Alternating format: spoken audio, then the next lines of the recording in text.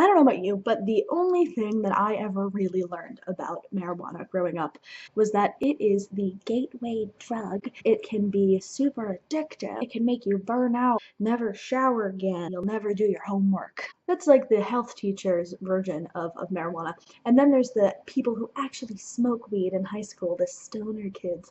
Like, these people are like, it's the gateway to hell. These people are like, it's the gateway to enlightenment.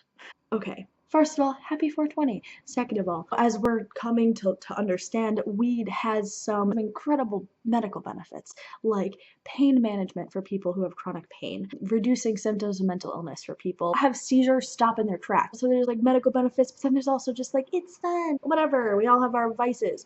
Weed is becoming legalized, or at least decriminalized. I live in Massachusetts, and just this past election cycle, we had marijuana legalized for recreational use. Whee! Now we get to study those things. Like, wow, good, because there's an actual dark side to marijuana.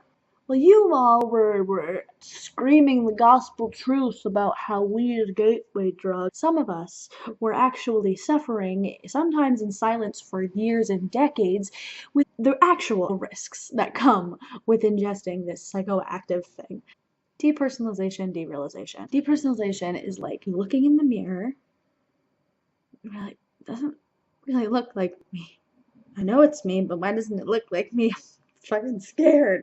It's horrifying. No, I'm feeling a little depersonalized right now. Like, if you tell me to think about my body, I'll say I just have a head. Don't make me think about it or I'll fucking lose it. Derealization, the, nasty counterpart, is like you look out and you're like,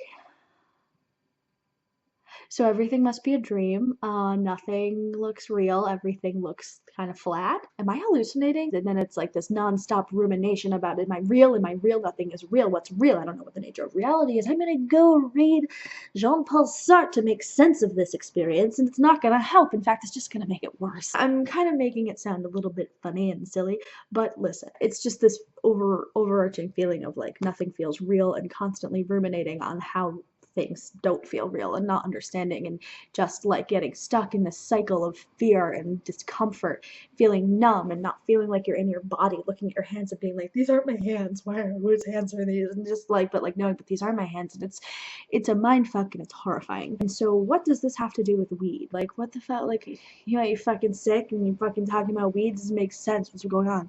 Okay, well, it is estimated that 1 to 3% of the population has what is referred to as depersonalization, derealization disorder, triple D, or I'm just going to call it chronic DPDR because I like that. Sorry, DSM-5.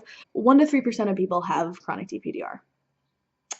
That, just for context or for scope or whatever, is roughly the same amount of people, it's estimated, who have OCD.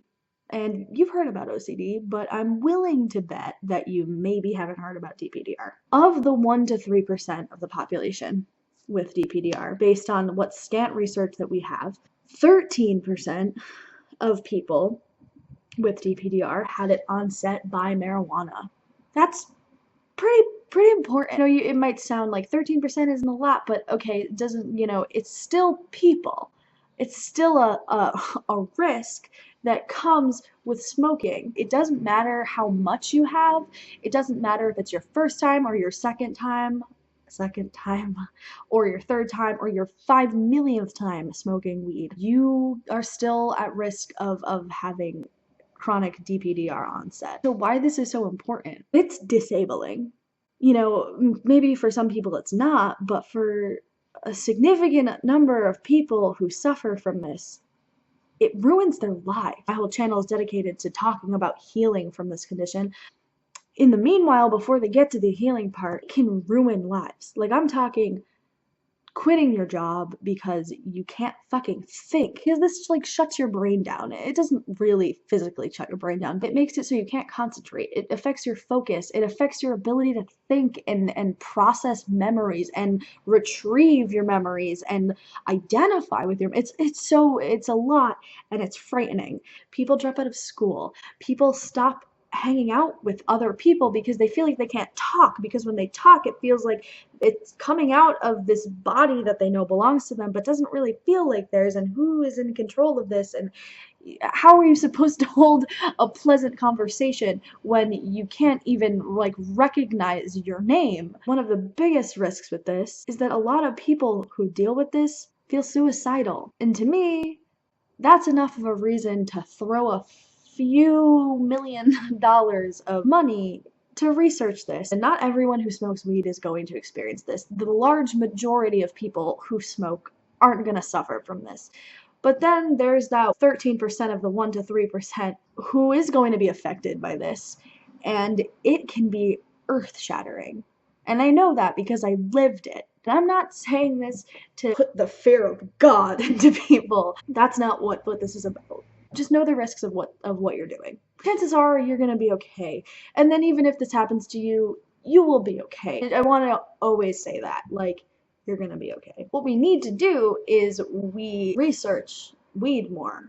So we have this common drug that can help some people who suffer from chronic pain feel better. On the other end, we have people who ingest this drug who get disabled because of it, who suffer from this immensely confusing, not well understood mental illness, who are sometimes driven to suicide.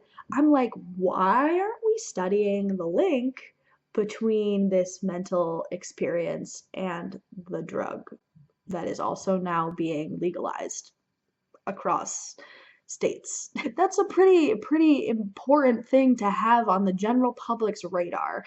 We need to understand what the link is between marijuana and depersonalization, derealization. We need to understand what it might be that is latent in some people that can trigger this really harrowing mental experience. Some practical tips for while you are 420 blazing it.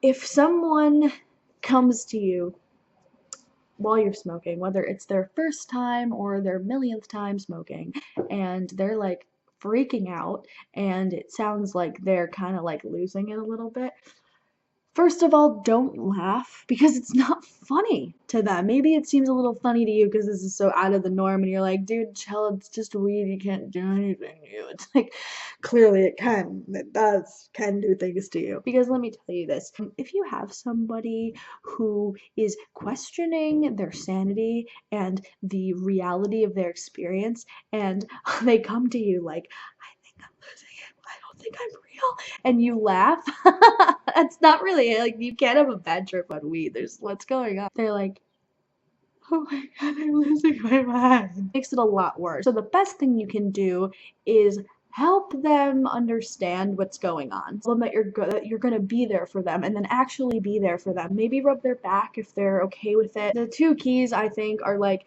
let the person know that what's happening is really happening. Say, yes, you're having a bad reaction. To help them calm down and ground, because they are way out there somewhere. So you have to help, like, this is your name, here's where you are, remind them this will be over soon, you're gonna be okay. Smoke responsibly, be kind and compassionate to your fellow tokers. If you have any questions, just let me know. Feel free to watch more of my videos. Okay, goodbye.